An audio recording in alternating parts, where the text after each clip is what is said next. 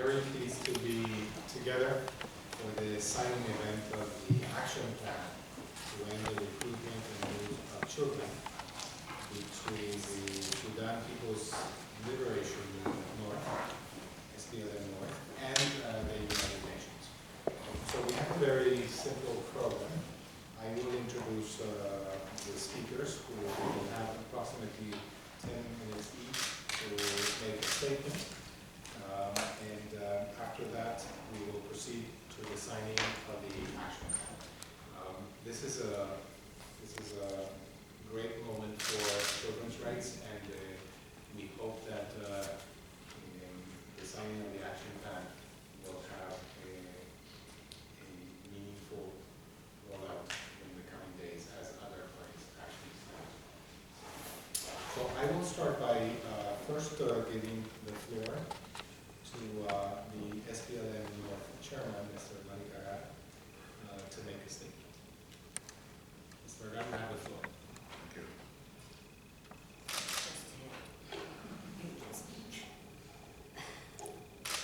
Sorry, Madam I came from the bush, so I don't know the technology. Ladies and gentlemen, let me start with the special representative for the Secretary General for Children and Armed in Armed Conflict, and the representative of UNICEF in Sudan, fellow colleagues who are here, Geneva Call, members of the Geneva Call, members of the other UN institutions and agencies. I greet you all. It is actually a rare opportunity to meet such personalities, and especially in the presence of Madame Leila Zerouki, the representative of the Secretary General. To start with is actually I want to reiterate the commitment of the SPLM that children in conflict, we have to protect them, and this is a right for their right, but yet we believe the issue of protection of the children is not a problem in isolation. It is a problem that, connected with other problems, actually is a product of the conflict. So we believe the final solution of such a problem is to resolve the problem politically in Sudan. But this issue is the issue of child use, child protection, child abuse is not new. It is also there before laws existing. We are here, moms and dads, and it is an obligation that we protect our offsprings. And that is an obligation before laws come into presence. Sometimes it being legitimized. I mean, in some, all of you know that in the Eastern Bloc a long time ago, there is this issue of continuation, of ideological continuation in that bloc where the children, Red Army was created for the continuation in the Islamic movement that there's a nation. These are abuses, but legitimized abuses. Then the laws come, the Geneva Conventions come, and then the laws come there just to actually reinforce what actually by instinct we were doing, that protecting our offsprings. So for us, we believe these laws need to be reinforced. And we in the SPLM, we are reiterating our commitment that we are going to reinforce these laws.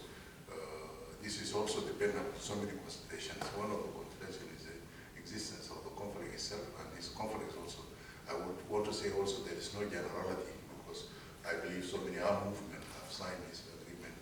We are now signing it, but there is variety in terms of existence of these child protection means and ways, and depend upon the nature of the movement, and depend upon the geographical location and the culture of the people who are in that areas. Sometimes there is actually a very dilemma.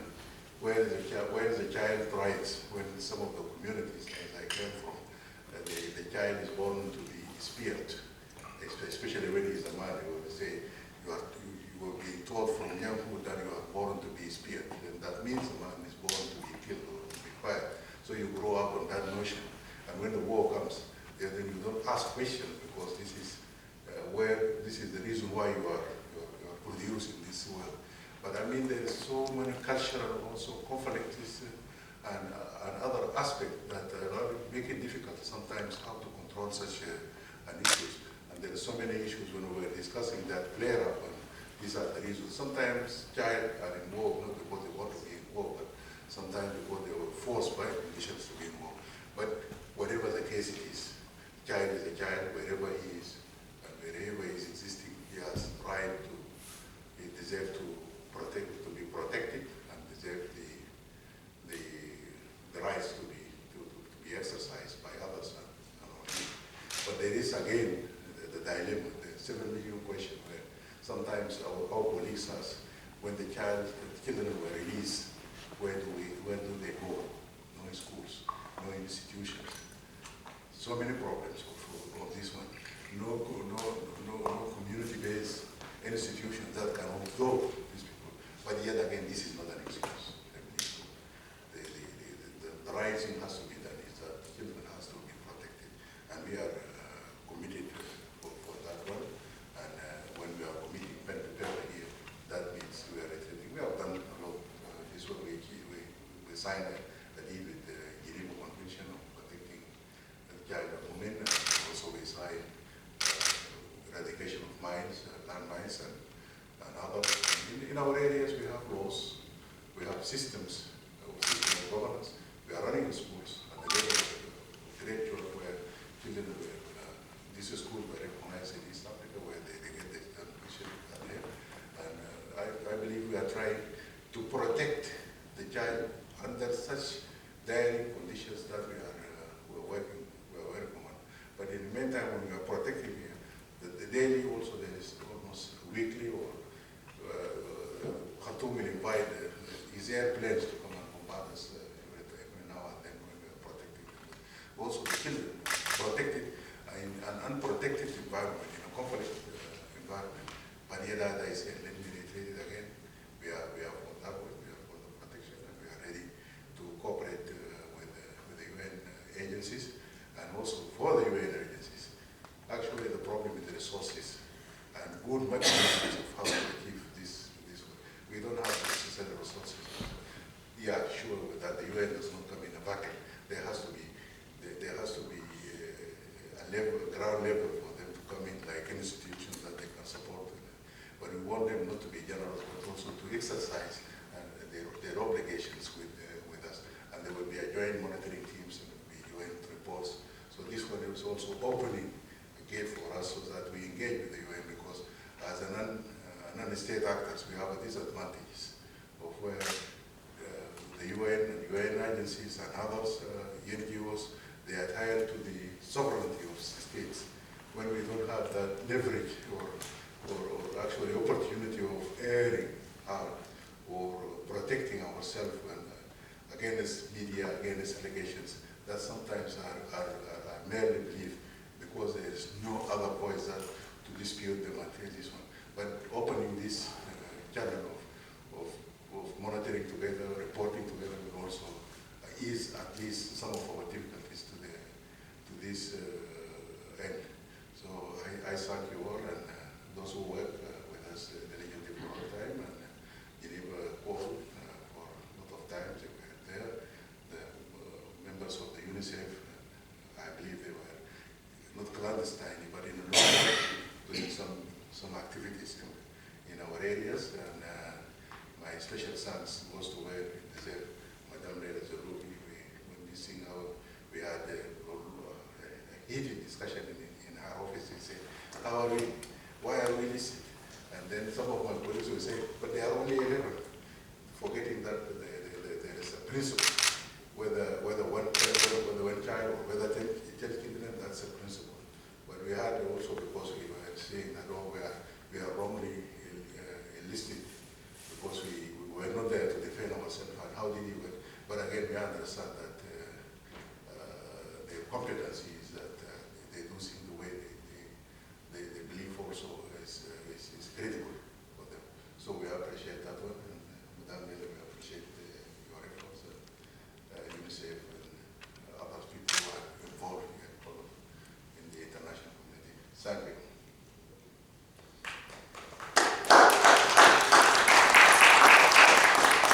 Thank you very much to Mr. Regan for this statement, and I now wish to give the floor to the UNICEF Sudan representative, Mr. Abdullah Khalid. Khalid, you have the floor. Thank you. Good afternoon, everyone.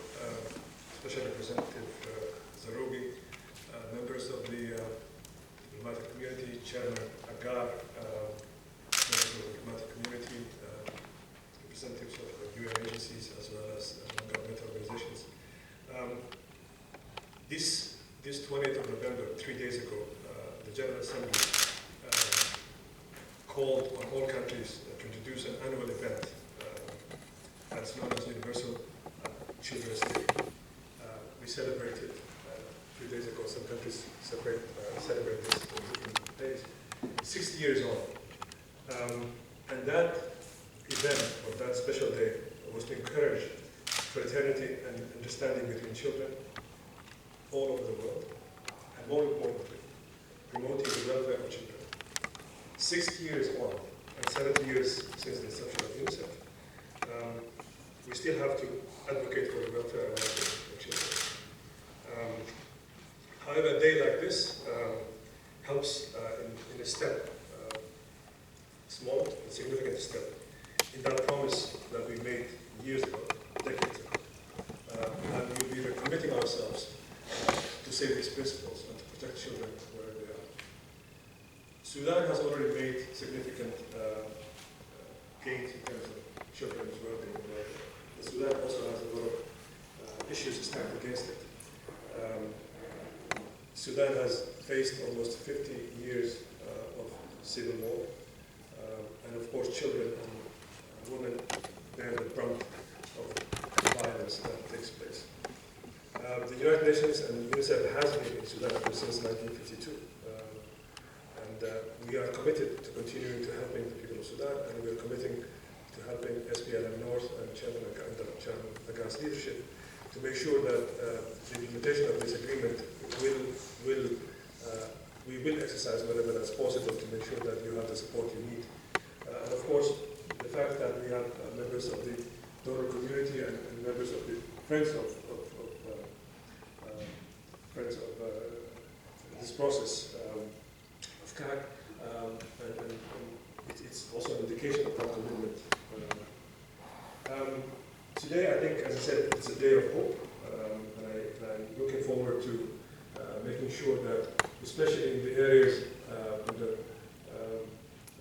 your interest, particularly the Blue Nile and the 2 areas in the Nuba Mountains, that we do all efforts and the disadvantages that exist due to the war will work closer together with yourselves and all actors in Sudan, including the government, that we reach children in need in those areas.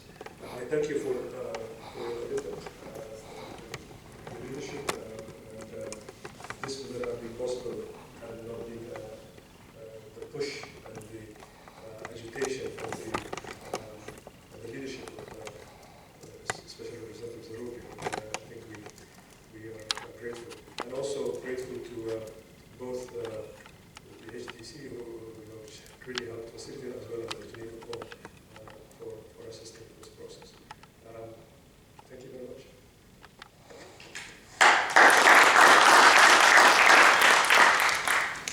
Thank you very much, Mr. Ladid, for your statement. I will now give the floor to the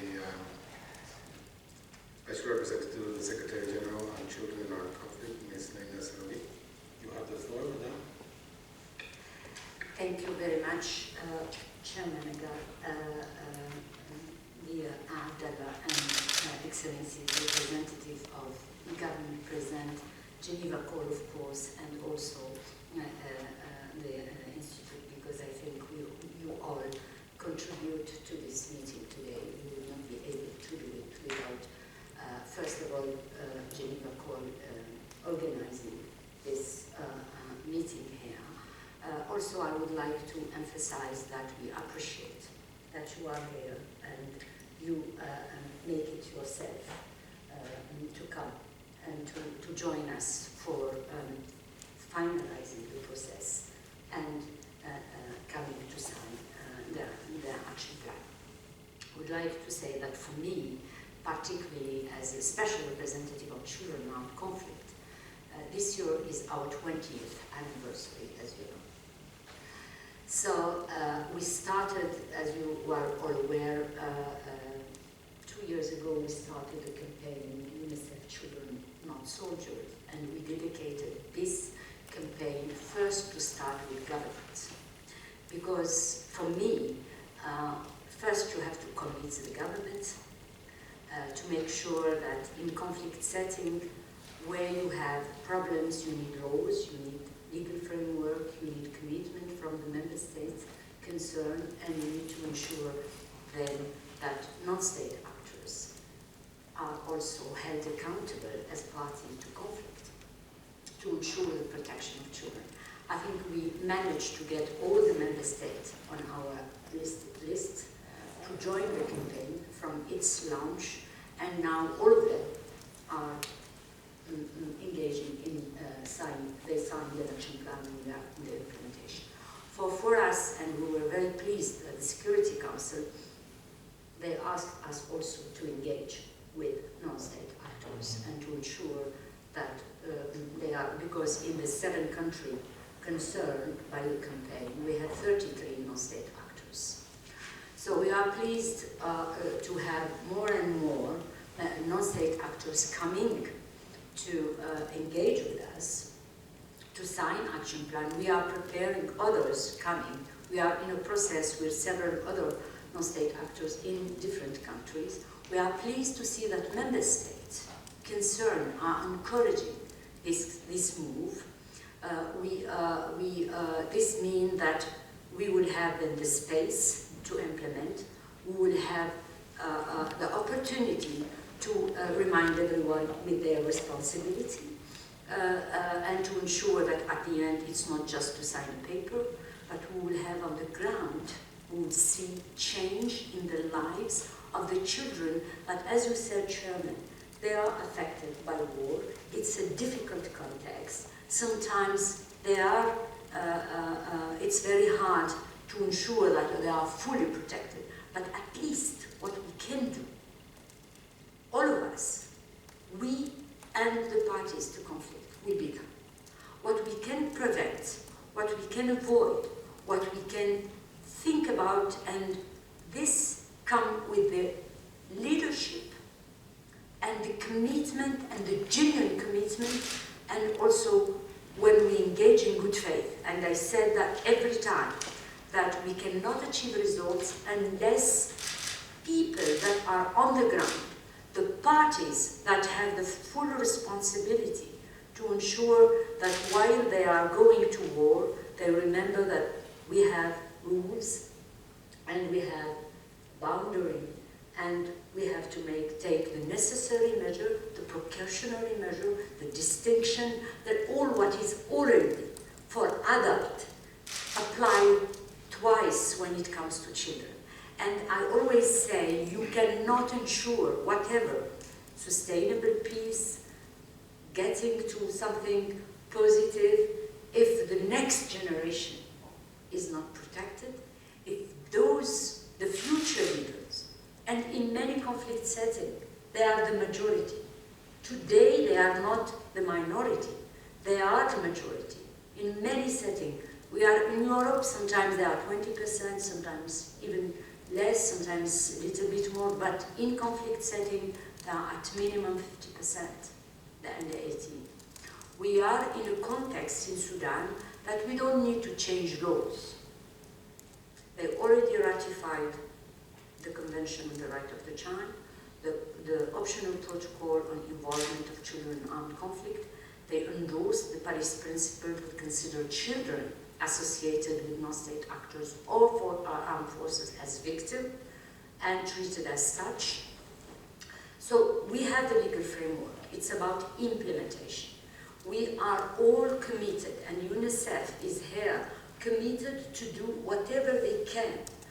And our partner in the civil society, and I think that you are already, the colleagues, they are already there, already working with SPLM North. We are also keen to ensure that this commitment will have positive impact on children. We'll have, and you spoke about what can we do with the children if we don't have services. If we are committed, we will find a way. Because even our partners, they cannot engage if there is no space.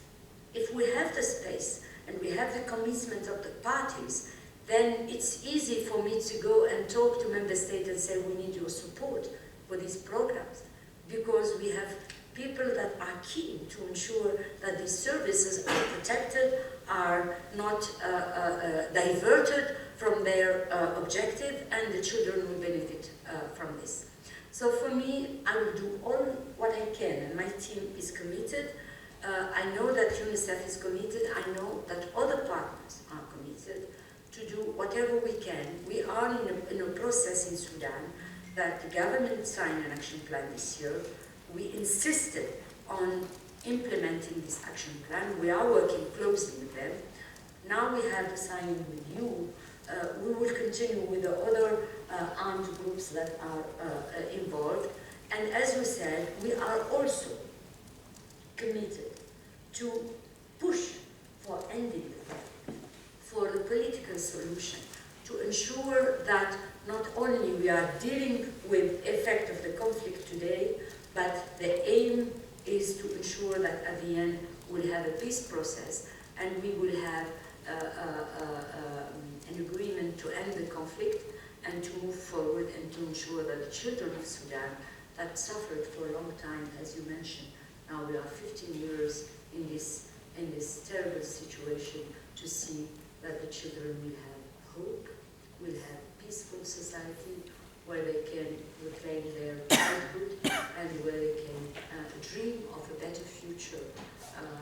That's what we would like to achieve. And thank you all for being here. And we will continue to do our best to contribute in whatever way to improve the situation of children in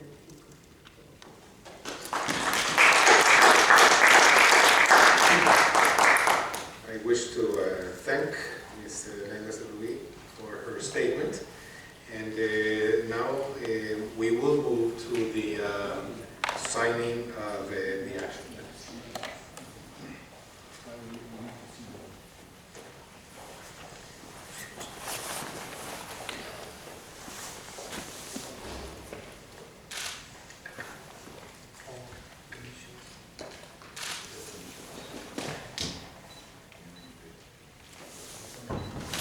Last.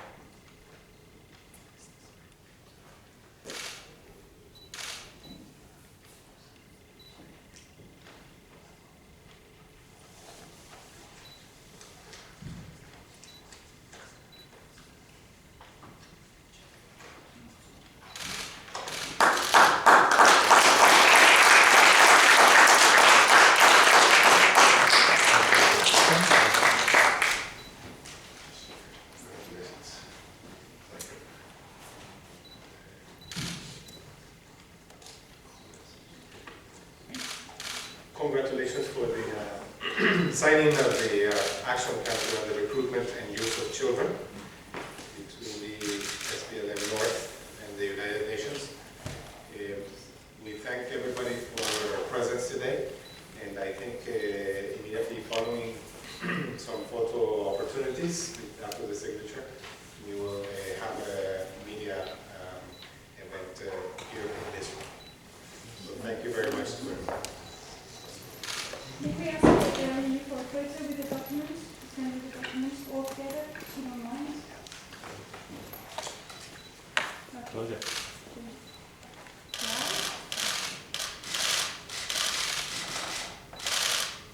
Thank you.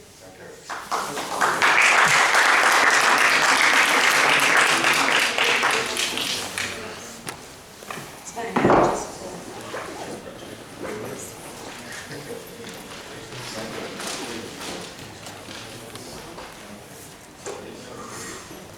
I told James I can't make it in the second because I'll be off for a week. Okay. You taking a vacation? No, because I'm just leaving Tuesday evening to Lisbon and back to another Tuesday. So it's just not even a week. Yeah, but I still have to have it. Yeah. I'm hoping we're only spend so I'll have to hit you up for. Yeah. I'm really excited about that.